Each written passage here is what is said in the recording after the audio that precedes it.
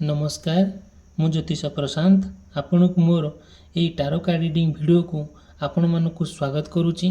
चलतु देखा आज यही टारो कार्ड रीडिंग वीडियो माध्यम आपण पार्टनर आपण प्रति करेन्ट फिलिंग्स कौन अच्छी सी आपण को नहीं कौन आज भावुंट मन में आपण प्रति कौन चली मु पूरा डिटेल और विस्तीर्ण भाव में कहबी।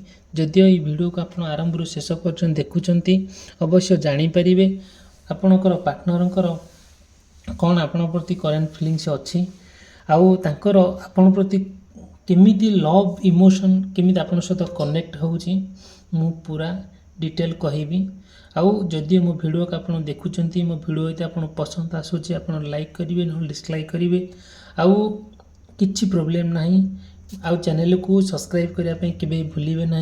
आपण मन जहाँ प्रश्न अच्छी मत आप कहे मु मोर कांटेक्ट नंबर देइछि पर्सनल नंबर देइछि मु पूरा डिटेल और विस्तीर्ण भाव में आपण को मोर पर्सनल रीडिंग माध्यम तार सजेस्ट करि परिबि किछि रेमेडीज देबी।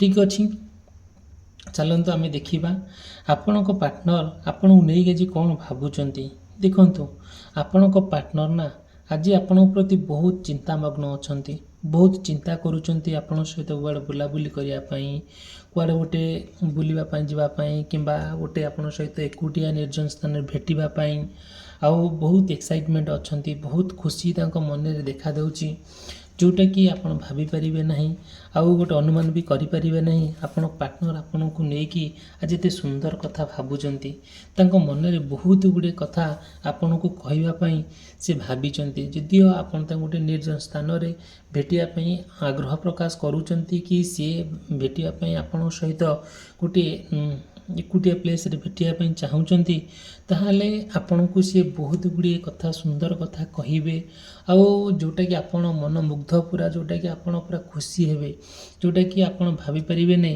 केमिति केमिति सब आपण को जीवन गोटे गतिपथ केमिति पूरा बदलिबो जोटा कि सी बहुत गुड़े कथा आपण को कहिबे आउ जोटा कि आपण जहाँ चाहूँगी मन में सी कहवाई सी आज से कथा सब कहे तांकर फिलिंग्सटा को आपण पाखे सेयार करेंगे आउ सी से ना बहुत स्ट्रगल करुँच बहुत कष्ट होउची केमिति माने जिते बड़े कष्टटा सी जंत्रणाटा सी अंतर भितर बहुत बाधुची बहुत कष्ट होउची जेहेतु आपण ठारू सी टिके दूर रे अछंती किंबा आपण सहित भेटी पारु नाहंती किंबा आपण को बहुत मिस करूचंती आउ सेतिपई आपण बहुत माने तांको सहित कथा भी होउचंती आपण तांको सहित समय पे बितौचंती सी तांकर मनर कथा जेते आपण को कहउचंती आपण से कथाटा को माने कोन करूचंती ना टे कष्ट होउची सत आपण तांको कथाटा को बुझुचंती आपण मन में बहुत आघात देउची जेहेतु आपण तांको सहित भेटी पारु नाहंती कोडा बुलाबुली करिया को जाई पारु नाहंती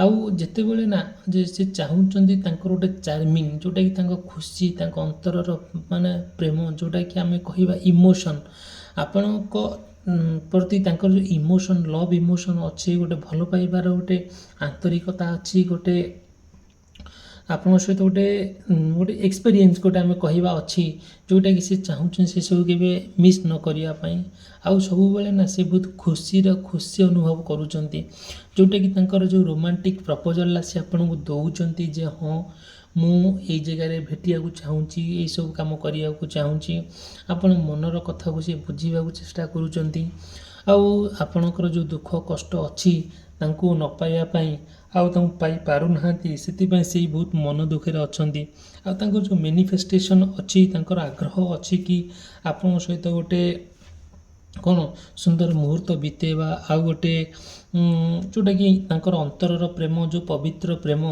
आपण सहित गोटे शेयर करवा आउ आपण प्रेम रे केबे मली धूली नाही कि धक्का नाही कि तिक्तता नाही सब बेले अच्छी कौन सुंदर गोटे भावना अच्छे गोटे परस्पर प्रति केयर अच्छी लव अच्छी आउ एवरीथिंग पॉसिबल फॉर यू आपण सब किसी संभव हो पारुचे जोटा कि आपण जहाँ चाहूँगी से हेबाकू जाऊँचे आपण जहाँ बाछुंट ता ठीक ठाक ठीक रास्ता बाछुंट बोली आपण दुई जन गोटे जगार बसिकी माने डिस्कसन करिया को चाहूँगी आउ परस्पर भितर ना आ गोटे माने गोटे ट्विन फ्लेम पर रोचे गोटे इंटरनल लव रोचे ट्विन फ्लेम आम यदि कहवा गोटे जुड़ुआ गोटे जिते बड़े गोटे ट्विन फ्लेम था गोटे जाँला भाई भौणी था कि जाँला ଦୁଇ ଭାଇ ଥାଆନ୍ତୁ କି ମାନେ ଯାହା ଦୁଇ ଭଉଣୀ ଥାଆନ୍ତୁ, ତାଙ୍କ ପରସ୍ପର ଭିତରେ ଯେଉଁ ଭଲ ପାଇବା, ଯେଉଁ ଆନ୍ତରିକତା, ଏକ୍ଜାକ୍ଟଲି ଆପଣଙ୍କ ଦୁଇ ଜଣଙ୍କ ଭିତରେ ସେମିତି ଆପଣଙ୍କ ଭିତରେ ଭଲ ପାଇବା ଆଉ ଆନ୍ତରିକତା, ବିଶ୍ୱାସ ବହୁତ ସୁନ୍ଦର ପରିମାର୍ଜିତ,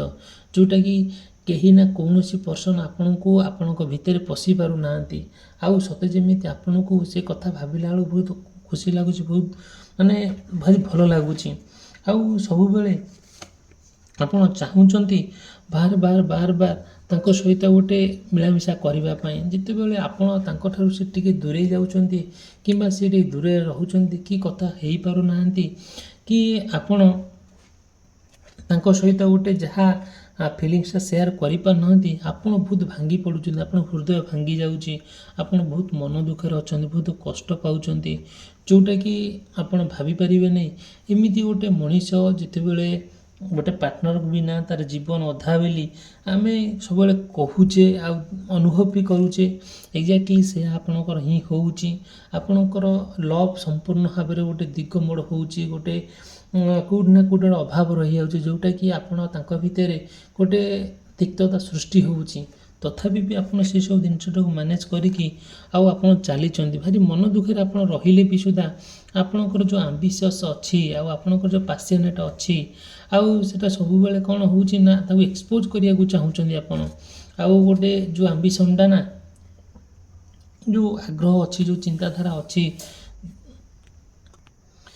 ଚିନ୍ତାଧାରା ଅଛି, ସେଇଟା ସମ୍ପୂର୍ଣ୍ଣ ଭାବରେ ଗୋଟେ ଆନନ୍ଦଦାୟକ ଆଉ ଗୋଟେ ଖୁସିଦାୟକ।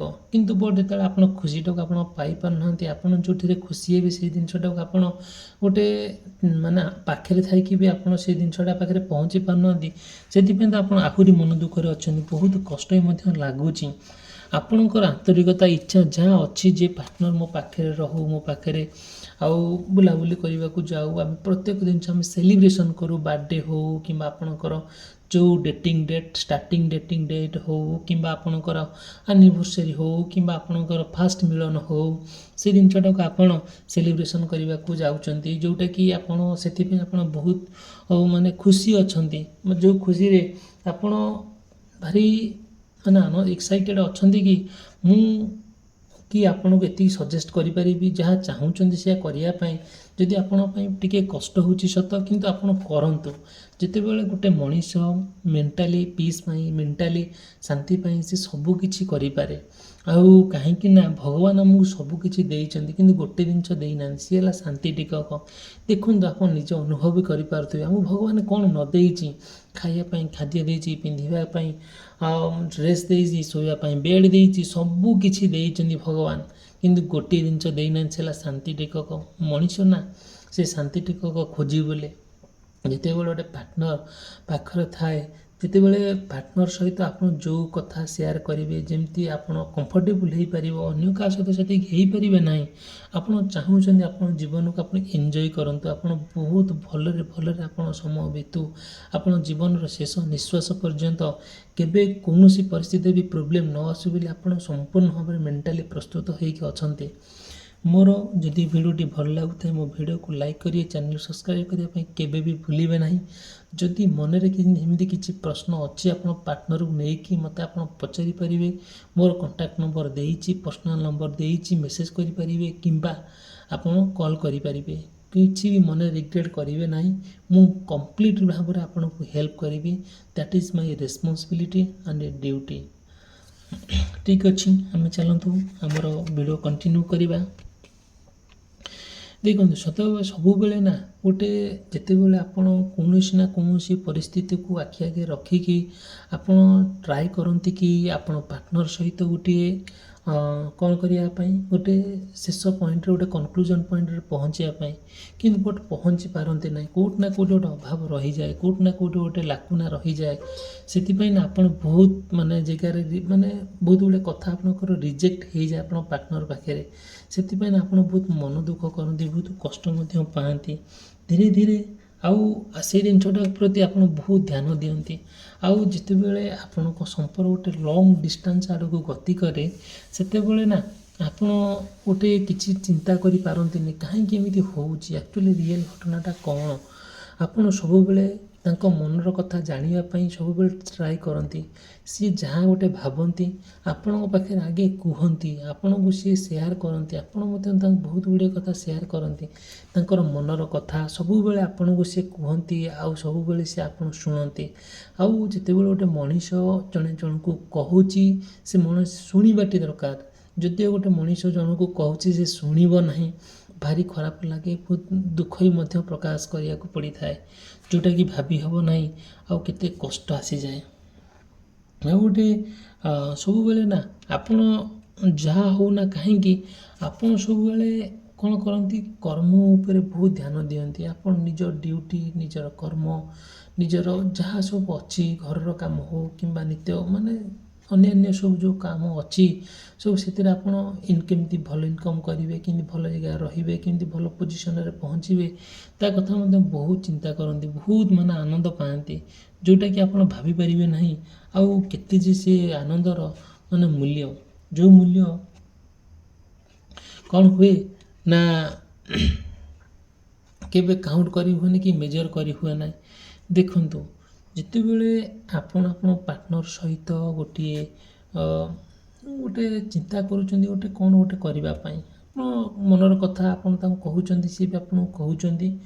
ଆଉ ସେତେବେଳେ ନା କ'ଣ ହେଉଛି ନା ଆପଣ ବହୁତ ଇନୋସେଣ୍ଟ, ମାନେ କ'ଣ କହିବା, ମାନେ ଇମାଚ୍ୟୁର ପରି ଆପଣ କହିଚାଲନ୍ତି, ମାନେ ଆପଣ କ'ଣ କହିଚାଲନ୍ତି, ଆଉ ରାଗରେ ନୁହେଁ, ମାନେ କଥାଟା ବୁଝିବାକୁ ଗଲେ ରାଗ, କିନ୍ତୁ ଆପଣ ସେତିକି ସେଇ ମାଇଣ୍ଡର କଥା, ଆପଣ ସେଇ ଲେବୁଲର କଥା କହିପାରନ୍ତିନି। ଗୋଟେ ମଣିଷ ତା ମନକୁ ଯାହା ଆସେ ସେ କହିଚାଲେ ୱିଦାଉଟ୍ ଥିଙ୍କିଂରେ, ସେ କିଛି ଚିନ୍ତା କରିପାରେନି, ଖାଲି ୟାଠୁ ସେଠୁ କରି କହିଯାଏ, କ'ଣ କୁହାଯିବ। ତେଣୁକରି ସେଥିପାଇଁ ନା ଆପଣ ବହୁତ ଥର ଆପଣଙ୍କ ପାର୍ଟନର ସହିତ ଗୋଟେ ଝଗଡ଼ା ହେଇଛି, ଗୋଟେ ସମ୍ପର୍କ ଭିତରେ ଫାଟ ସୃଷ୍ଟି ହେଇଛି, ହେଲେ ବି ଆପଣ ସେସବୁ ଜିନିଷଟାକୁ ବହୁତ ଇମ୍ପୋର୍ଟାଣ୍ଟ ଦିଅନ୍ତି, ବହୁତ ପ୍ରାୟୋରିଟି ଦିଅନ୍ତି, ଆଉ ତଥାପି ବି ଆପଣ କେବେ ଅବହେଳା କରନ୍ତି ନାହିଁ। ଆଉ ସବୁବେଳେ ନା ଆପଣ ଚାହାନ୍ତି କି ଆପଣଙ୍କ ପାର୍ଟନର ଯେତେବେଳେ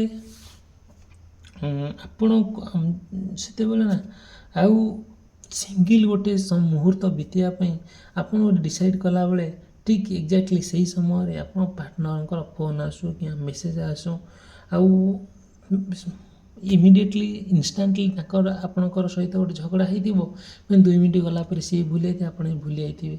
ଏତେ କଳି ଝଗଡ଼ା ଭିତରେ ବି ଏତେ ମନତାର ମତାମତ ସତ୍ତ୍ୱେ ବି ଆପଣ ତାଙ୍କ ଭିତରେ ଖୁବ୍ ଭଲ ସମ୍ପର୍କ ସୃଷ୍ଟି ହେଇକି ରହିଛି। ଏଇଟା ଗୋଟେ ମଣିଷର ପ୍ରକୃତି। ଆମେ କଥା ହେବା, ଝଗଡ଼ା ଲାଗିବା, ଏଇସବୁ ଜିନିଷଟା ପ୍ରତି ଆମେ ଟିକେ ଧ୍ୟାନ ଦେଲେ ବହୁତ ଭଲ ହେବ। ଆଉ ଦେଖନ୍ତୁ, ଆପଣ ନିଜକୁ ନା ବହୁତ ଜଗିବାକୁ ପଡ଼େ, ବହୁତ ମାନେ କେୟାର କରିବାକୁ ପଡ଼େ। ଆଉ ସବୁବେଳେ ଆପଣ ଚାହୁଁଥିବେ ଗୋଟେ ଭଲ କାମ କ'ଣ କରିବା ପାଇଁ, ଆପଣ କରିବେ, ଆଉ ସେଥିରେ କେବେ ମନରେ ପ୍ରୋବ୍ଲେମ୍ ହେବ ନାହିଁ। ସବୁବେଳେ ଆପଣ ଲକ୍ଷ୍ୟସ୍ଥଳରେ ପହଞ୍ଚିବା ପାଇଁ କିଛି ନା କିଛି ଲାକୁନା ରହୁଛି, ଯେଉଁଟାକି ଆପଣ ସେଇଟା ଷ୍ଟ୍ରଙ୍ଗ କଲେ ଆପଣ ଲକ୍ଷ୍ୟସ୍ଥଳରେ ପହଞ୍ଚିବେ। ସେଇଟା କିଛି ବଡ଼ କଥା ନୁହେଁ। ଆମମାନଙ୍କୁ ମୋର ହଉ, ଆପଣଙ୍କର ହଉ କି XY ଯାହାର ହଉ, ଭଗବାନ କିଛି ନା କିଛି ବୁଦ୍ଧି ଦେଇଛି, ଯଦି ଆମେ ବୁଦ୍ଧି ଖର୍ଚ୍ଚ କରିପାରିବା ନା, ଆମେ ସହଜରେ ଆମ ଗୋଟେ ଜିନିଷଟାକୁ ଆମେ ଆଚିଭ୍ କରିପାରିବା। ଆଉ କେବେ କୌଣସି କଥାକୁ ଆମେ ଇଗ୍ନୋର କରିପାରିବାନି। ଯଦି ଆମେ ଇଗ୍ନୋର କଲେ ସେଇଟା ଆମ ପାଇଁ ବହୁତ କଷ୍ଟ ହେଇଯିବ, ମାନେ ଆମକୁ ବିପଦରେ ପକାଇ ଦେଇପାରିବ, ଏଇସବୁ ଜିନିଷ ଦେଖାଦେବ। ଆପଣ ସେସବୁ ଜିନିଷ ପ୍ରତି କେବେ ବି ମାଇଣ୍ଡ କରିବେ ନାହିଁ। ଆଉ ସବୁବେଳେ ଚେଷ୍ଟା କରିବେ କି କ'ଣ ନା ଗୋଟେ ପାର୍ଟନରଙ୍କ ସହିତ ଆପଣ ଗୋଟେ ଭଲ ଟାଇମ୍ ଇନଭେଷ୍ଟ କରିବା ପାଇଁ, ଗୋଟେ ପ୍ଲାନ୍ କରିବା ପାଇଁ, ଆଉ କେବେ ନା କୌଣସି ପରିସ୍ଥିତିରେ ନା ଆପଣ କଥା ଦିଆ ନିଆ ହେଇଛି କେବେ ଡିଲେ କରିବେ ନାହିଁ। ଯଦିଓ ବି ଡିଲେ କରନ୍ତି, କିଛି ନା କିଛି ପ୍ରୋବ୍ଲେମ୍ ହେବ, ସେଇଟା ଗୋଟେ ମଣିଷର ପ୍ରକୃତି। ଆଉ ସେସବୁ ଜିନିଷ ପ୍ରତି ଆପଣ ଧ୍ୟାନ ନ ଦେବାଟା ମୋ ପକ୍ଷେ ଉଚିତ ହେବ ବୋଲି ମୁଁ ମନେ କରୁଛି। ହଉ, ଠିକ୍ ଅଛି, ଯାହା ହଉ ନା କାହିଁକି। ଆଉ ଯଦି ବି ମୋ ଭିଡ଼ିଓ ଭଲ ଲାଗୁଛି, ମୋ ଭିଡ଼ିଓକୁ ଲାଇକ୍ କରିବେ, ଚ୍ୟାନେଲ୍ ସବସ୍କ୍ରାଇବ୍ କରିବା ପାଇଁ କେବେ ଭୁଲିବେ ନାହିଁ। ଭିଡ଼ିଓଟି ସମାପ୍ତ କଲି, ରହିଲି, ଧନ୍ୟବାଦ, ନମସ୍କାର।